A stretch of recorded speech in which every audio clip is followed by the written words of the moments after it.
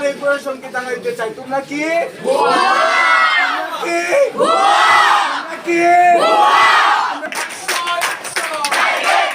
আমরা 24 ঘন্টার আলটিমেটাম দিচ্ছি। আজকের ভেতরে যে সকল কলেজে এরকম জুলুম সূচনা করেছে তাদেরকে বিচারের আওতায় আনতে হবে।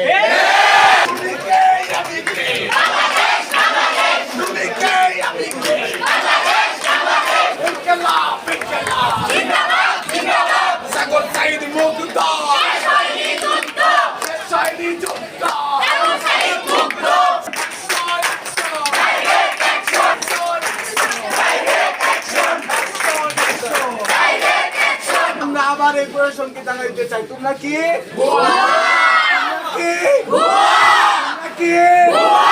আমরা আজকে আবার এই স্লোগানে মুখরিত হব। ভুয়া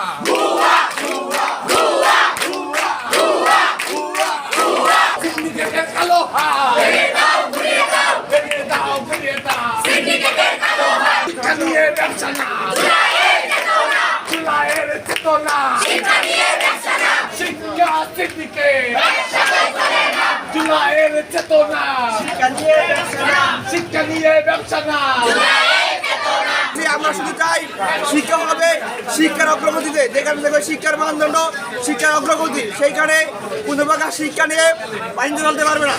শিক্ষার্থীর উপর কোনো প্রকার অতিরিক্ত ফি আদায় করা যাবে না, শিক্ষার্থীকে কোচিং করার জন্য বাধ্যতামূলক করা যাবে না। শিক্ষার্থী হবে ক্লাসমুখী, শিক্ষক হবে শিক্ষার্থীমুখী, এইখানে কোনো প্রকার শিক্ষার্থী নিয়ে কোনো বাণিজ্য করা যাবে না। অর্থের নামে, কোচিং এর অর্থের নামে যে ব্যবসা এবং জুলুমের সূচনা হয়েছে, আমরা তার প্রতিবাদে আজকে ময়মনসিংহের ছাত্র সমাজ এখানে একত্রিত হয়েছি। আমরা এই প্রশাসনকে সাহায্য জানিয়ে চাই যে বোর্ডের যে নির্দেশনা যে সাধারণ শিক্ষার্থীরা ফর্ম ফিল আপে অতিরিক্ত কোনো কোচিং ফি দিবে না, সেই কোচিং ফি প্রত্যেকটা বেসরকারি কলেজ আমাদেরকে চাপিয়ে দিয়েছে।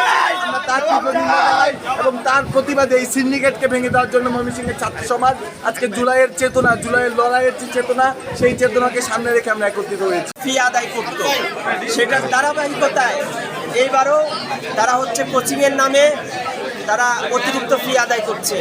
আমরা জানি যে ইন্টারমিডিয়েট পরীক্ষার সেটা কিন্তু একটা রুটম্যাপ ঘোষণা হয়েছে, রুটিন হয়েছে।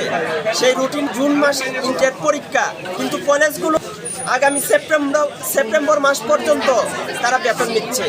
এটা কখনোই যৌক্তিক হয় না। আমরা মনে করি যদি কোনো তাদের প্রস্তুতির ঘাটতি থাকে তাহলে সেই সাবজেক্টে কলেজ প্রশাসন সারা বছর তারা পড়ায়নি, সেই কারণে হয়েছে এরকম। তাহলে যদি ঘাটতিটা ফিল আপ করতে হয় তাহলে এটার জন্য আলাদা কোচিং ফি নেওয়া, সেটা আমি মনে করি অন্যায়। আমরা 24 ঘন্টার আলটিমেটাম দিচ্ছি। আজকের ভেতরে যে সকল কলেজে এরকম জুলুম সূচনা করেছে তাদেরকে বিচারের আওতায় আনতে হবে। সকল শিক্ষার্থীর থেকে অর্থ উত্তোলিত করা হয়েছে তাদের অর্থ ফেরত দিতে হবে।